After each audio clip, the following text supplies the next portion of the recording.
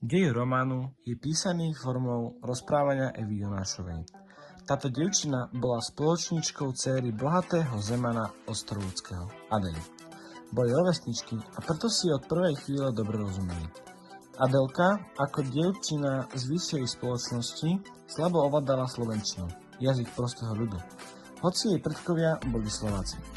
Adelin otec navrhol, aby Eva doučovala Adelu slovenčinu počas pobytu v zemianskom podhradí. Štúr sa snažil, aby sa zorientovala v slovenskej a slovanskej literatúre, dával jej zoznamy kníh, ktoré by si mala prečítať. To bolo na prelome rokov 1851 a 1852.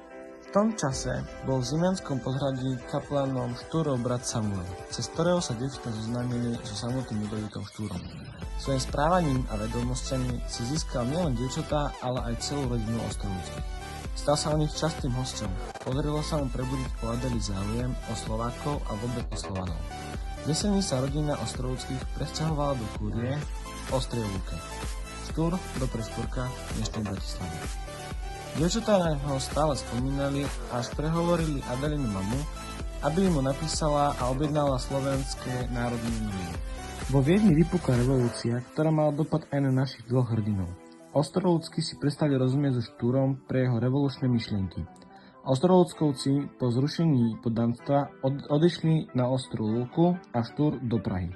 Na bále v Grasalkovichovom paláci rozkytla medzi Štúrom a Adelou naozajstná láska. Vzťah medzi Adelou a Štúrom sa stále viac prehlboval.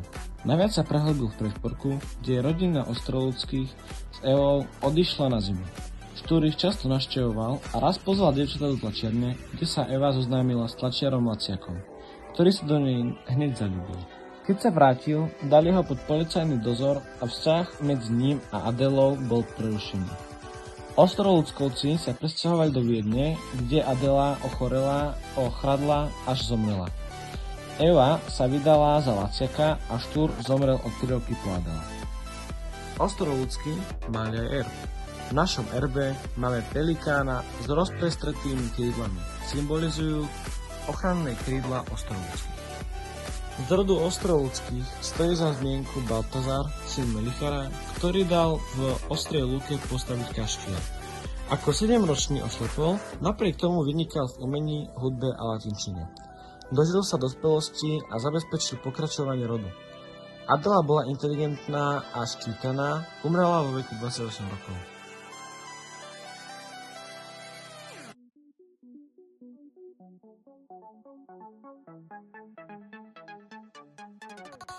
Na jej počesť v Ostrej Lúke každý druhý rok organizujú kultúrnu jar Adely Ostrovúckej.